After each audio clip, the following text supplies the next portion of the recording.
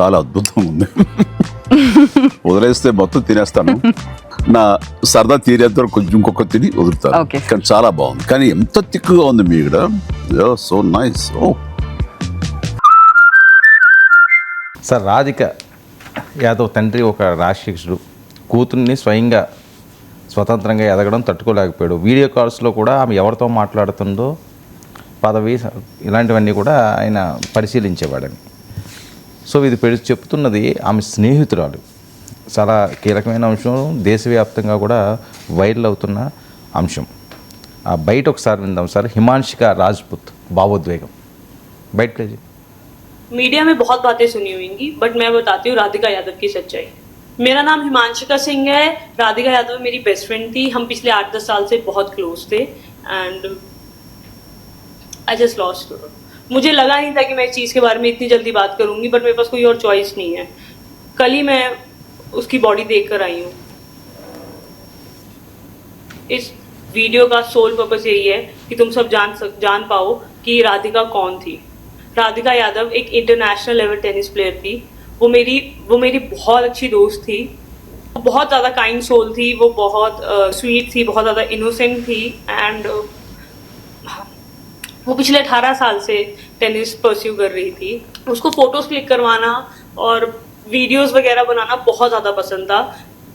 वो जो एक कमर्शियल वीडियो उसकी चल रही है, वो एक बस नॉर्मल म्यूजिक वीडियो थी जो उसने आई गेस 1-1.5 साल पहले शूट करी थी एंड उसके खुद के फादर ने उसे ड्रॉप करा था। उसके अलावा भी उसके काफ़ी ज़्यादा शूट्स थे एंड फिर धीरे धीरे करके वो सब चीज़ें बंद हो गई बिकॉज उसके पेरेंट्स बहुत ज़्यादा बहुत ज़्यादा ऐसे थे कि लोग क्या कहेंगे। उनके पास हमेशा से ही सोसाइटल प्रेशर बहुत ज़्यादा था और वो हमेशा से ही ऑर्थोडॉक्स थे, मतलब रोका टोकी हर चीज़ में रहती थी। मतलब मैं और राधिका, हमने I think we started playing in back 2012 या 13 में। हम साथ में ट्रैवल भी करते थे, हमने आपस में भी बहुत सारे मैचेस खेले हैं। तो मतलब मैंने उसे देखा नहीं है कि किसी से ज़्यादा बात करते हुए, हमेशा देखा है कि वो अपने पेरेंट्स के साथ ही रहती है एंड लव जिहाद के बारे में बात हो रही है। आपके पास किसी के पास कुछ प्रूफ क्यों नहीं है? लव जिहाद वो किसी से बात भी नहीं करती थी, उसके घर पे इतनी ज्यादा रिस्ट्रिक्शंस थी, बट वो बहुत टाइम से ना अपने घर पे सफर कर रही थी बहुत ज्यादा। అంటే ఇది ఒక వాస్తవంగా మీరు అన్నట్లు దేశాన్ని సంచలనం కలిగించింది. మన తెలుగు మీడియాలో ఆ స్థాయిలో చర్చ జరగలేదు. జాతీయ మీడియాలో పెద్ద చర్చ రాధికా యాదవ్ అనే టెన్నిస్ ప్లేయర్. ఆమె టెన్నిస్ అకాడమీ నడిపేది అనే ఒక వాదన లేదు అనేది ఆమె పెద్దనాన్న స్టేట్మెంటు. సో బట్ ఏదైనా ఆమె ఒక టెన్నిస్ ప్లేయర్, ఆమెను తండ్రి ఇంట్లోనే తన లైసెన్స్ రైఫల్తో 5-6 సార్లు కాల్చాడు. సో దీనిపైన రకరకాల కథనాలు వచ్చాయి. ఒక కథనం ఏంటంటే తండ్రి చాలా దుర్మార్గుడు, రాక్షసుడు అనేది ఒక కథనం. కానీ బాగా సన్నిహితంగా తెలిసిన కుటుంబ సభ్యులు చెప్పేది ఆయన బిడ్డను చాలా ప్రేమించాడు. ఆమె కెరీర్ కోసం, టెన్నిస్ కెరీర్ కోసం తనకున్న పరిమితమైన సంపదలో 2 కోట్లు 3 కోట్లు కూడా ఖర్చు పెట్టాడు. సో ఆమె టెన్నిస్ కెరీర్ బిల్డ్ చేశాడు అని. అయినా సమాజం ఏంటంటే ఆమె ఒక టెన్నిస్ అకాడమీ నడుపుతుంటే కూతురు సంపాదన మీద బతుకుతున్నాడు అని అనేదాన్ని ఆయన భరించలేకపోయాడు అని. కానీ కూతురు సంపాదన మీద బతుకుతున్నాడని భరించలేకపోతే కూతురుని ఎందుకు చెప్తాడు? సో కానీ అది కాస్త కొంతమంది కుటుంబ సన్నిహితంగా ఉన్న వాళ్ళు చెప్పేది అసలు ఆయనే ఆమె కెరీర్ పైన కోట్లు ఖర్చు పెట్టినాక కూతురు సంపాదన పైన బతకడం అనే ప్రశ్నే ఉత్పన్నం కాదు కదా అని. ఆయన పెద్దనాన్న అయితే చెప్పింది అసలు టెన్నిస్ అకాడమీ నడుపుతుంది రాధిక అనే నిజం కాదు. రాధిక ప్రొఫెషనల్ కెరీర్ పైన తండ్రే దీపక్ యాదవే ఖర్చు పెట్టాడని. సో అదొక కాంట్రవర్సీ ఉంది ఇందులో. ఇప్పుడు ఈ ఫ్రెండ్ చెప్పినటువంటి వీడియో ఇతరత్ర కూడా వస్తున్నది ఏంటంటే అది మనకు రిలవెంట్, ఎందుకంటే అందరి ఫ్యామిలీస్లో ఉండే సమస్య ఇది. ఎందుకంటే ఆమెకు రీల్స్ తీయడం ఇష్టము, ఆమె షార్ట్స్లో రీల్స్ తీసేది, అలాగే బాయ్స్తో మాట్లాడేది. ఇది కుటుంబ సభ్యులు భరించలేకపోయారు. అంటే పేరెంట్స్కు ఆమెకు నిరంతరం ఒక ఘర్షణ ఉండేది. ఇది సమాజం ఏమనుకుంటుంది, తెలిసిన వాళ్ళు ఏమనుకుంటారు. ఇప్పుడు ఈ వీడియోలో కూడా చెప్పారు, ఆ కుటుంబం చాలా ఆర్థడాక్స్ కుటుంబం అని. సో ఇప్పుడు ఆర్థడాక్స్ కుటుంబాలు ఎలా ఉంటుంది, అమ్మాయి అంటే చీర కట్టుకొని ఉండాలి, డ్రెస్ వేసుకొని ఉండాలి, మంచి డ్రెస్, షార్ట్స్లో ఉండడం ఇంటికి వచ్చిన వాళ్ళు అంగీకరించారంటే బయటనే షార్ట్లు వేసుకొని రీల్స్ చేస్తే వరకు ఆమెకు ఘర్షణ. అంటే ఈ జనరేషనల్ కాన్ఫ్లిక్ట్ అంటారు.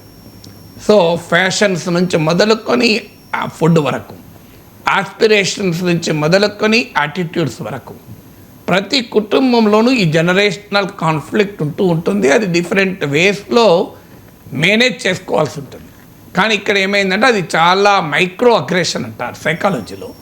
సో ఆ తండ్రిలో ఆ మైక్రో అగ్రెషన్ అక్యూములేట్ అయింది. సో తండ్రేమో వద్దనడు, బిడ్డేమో ఇనకపోవడము. సో ఆ మైక్రో అగ్రెషన్ కాస్త ఈ స్థాయికి రీచ్ అయింది అనేది ఒక వాదన. సో అంటే ఇవి ఏది ఎంత నిజం పోలీసు విచారణ తెలపాలి. కానీ ఈ ఫినామినా ఆ ఒక్క ఇన్సిడెంట్కి పరిమితం కాదు. ఇప్పుడు మన ఇంట్లో కూడా అమ్మ మంచి కర్రీ చేశానే నీకోసం, బిడ్డ నీకు ఇష్టం అని చెప్పి పలానా టిఫిన్ చేసాం, అంతా రెడీ అయ్యి డైనింగ్ టేబుల్ మీద పెడతాం, స్విగ్గీ వాడు బెల్ కొడతాడు, ఏంటి జొమాటో వాడు బెల్ కొడతాడు, ఏంటి ఆర్డర్ ఇచ్చిన, ముందు చెప్పచ్చు కదా, ముందు చెప్తే నేను ఇంత కష్టపడి వంట చేసేవాడిని కాదు కదా, అమ్మ నువ్వు చేసే తినబుద్ధి అవుతుంది, ఇంటి ఫుడ్ బోర్ కొడుతుంది, ఇక్కడ స్టార్ట్ అవుతుంది. సో తల్లిదండ్రులేమో ఆ జంక్ ఫుడ్ మంచిది కాదు, ఆ బయట ఫుడ్ మంచిది కాదు, నీకు నచ్చిన కమ్మటి ఆహారం నేనే చేసి పెడతాను తల్లిదండ్రులు. ఏం చేస్తావమ్మా ఇన్నేళ్ళు తింటానని బోర్ కొడతానని బిడ్డలు. సో రాత్రి 12 గంటలకు స్విగ్గీ జొమాటోలో ఆర్డర్లు. తల్లిదండ్రులు అప్పుడే మధ్యలో 10ంటికే నిద్రపోయి వాష్రూమ్కి లేసి ఇంకా పండలేదా అంటే అప్పుడే స్విగ్గీ ఆర్డర్ వచ్చింది చికెన్ బిర్యానీ తింటున్నామని. ఇప్పుడు తింటే ఎట్లా అరుగుతుంది, ఇది ఏం తిండే అని తల్లిదండ్రులు. ఇది మనందరి ఇళ్ళల్లో ఉండే వ్యవహారమే కదా. సో ఇది తల్లిదండ్రులు ప్రేమతో డీల్ చేయాలి, లేదా పిల్లలన్నా తల్లిదండ్రుల మాట కొంత వినాలి. ఇద్దరి మధ్య ఏదో ఒకటి తింటే తినే, వారానికి ఒకసారి తిను, రోజు తినకు. సో తింటే తిను, 8 గంటలకు ఆర్డర్ ఇచ్చుకో, పూర్తిగా 1 గంటకు ఆర్డర్ ఇవ్వకు. సో ఈ టాస్ట్ లేదంటే ఒక ఏజ్ వచ్చాక పిల్లలకు నచ్చ చెప్పాలి, వదిలేయాలి. Yes it is your life. నచ్చ వచ్చాక వాళ్ళే అర్థం చేసుకుంటారు. వెయిట్ పెరుగుతుంటే మళ్ళీ ఆ పిల్లలే కదా వెయిట్ తగ్గించుకోవడానికి జిమ్లకు పోయేది. So leave it, they will understand. Okay ఎదిగి వచ్చిన పిల్లలు వాళ్ళకి అన్నీ అర్థమవుతాయి కదా అని. సో ఇదొక పద్ధతి. Some way you have to resolve this generational conflict. Okay. So ఇది ఈ ఒక్క తరమే కాదు, ముందు తరాలకు కూడా వచ్చింది ఈ ప్రాబ్లం. సో మీకు మా అమ్మ నాన్న రిటైర్ అయ్యాక మా ఇంటికి వచ్చిండ్రు, మాతో ఉన్నారు అప్పటి నుంచి. అప్పుడు మా నాన్న మాట చెప్పాడు, ఎందుకు ఖర్చు పెడుతున్నారో మేము మిమ్మల్ని అడగము, ఎందుకు ఖర్చు పెట్టడం లేదో మీరు మమ్మల్ని అడగకండి అన్నాడు. అంటే ఏమయ్యేది, నా బస్సు ఎక్కిపోయాడు, నాన్న ఆటోలో పోవచ్చు కదా, 6,000 దాటాయి అని మేము అనేవాళ్ళం. మామయ్య ఆటో ఎక్కచ్చు కదా మామయ్య, అప్పటికి ఇంకా ట్యాక్సీలు లేవు, మా కారు కూడా లేదు అప్పటికి. అంటే ఆటోకి ఎందుకురా ఖర్చు, ఏవో అర్ధగంట ఆగితే బస్సు వస్తుంది అని బస్సులో పోయాడు. మేమేమో ఇంటి ముందరికి వచ్చి ఆటో ఎక్కేవాళ్ళం. ఇది పంచాయతీ. మేము ఎక్కుతలేమా నాన్న మీరు అంటే, మీరు ఎందుకు ఎక్కుతున్నారని మేము అడగంరా, మేము ఎందుకు ఎక్కడం లేదు మీరు అడగకండి, మీకు ఎక్కబోతే ఎక్కండి, మాకు ఎక్కబోతే కాకపోతే ఎక్కం అని మా నాన్న మాకు చెప్పిన సూత్రం అది.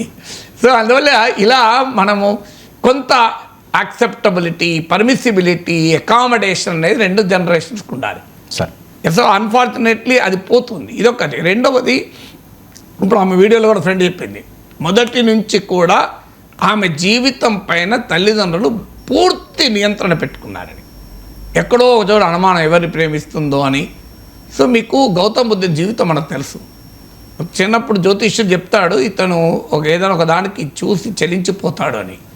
అంటే ఏది కనబడకుండా, అసలు డెడ్ బాడీ కనబడకుండా పెంచుతారు తండ్రి. ఆఖరికి ఓసారి చూస్తాడు ఎక్కడో ఇంట్లో లోపలికి వెళ్ళా, ఏమయ్యాడు, ఏంటి జననం మరణం ఇది ఏంటి అని బయటికి వచ్చి ఒక తాత్వికుడవుతాడు, ఒక గొప్ప తత్వవేత్త అవుతాడు. సో ఎవరు ఆపగలిగారు? అందువల్లే బయటికి తిరిగితే ప్రేమిస్తాడు, ఇంట్లోనే ఉంటే ప్రేమించరని ఎవరు గ్యారంటీ లేవు. కానీ తల్లిదండ్రుల భయం, ఎవరితో మాట్లాడితే ఏమవుతుందో, ఎవరిని ప్రేమిస్తుందనో భయం ఉండొచ్చు, లేదా ఎవరేమనుకుంటారో. ఎందుకంటే ఇవాళ మన సినిమాలో క్లాస్మేట్ సినిమాకు పోయినా కూడా అనుమానిస్తారు, మీ అమ్మాయిని చూసినా అని.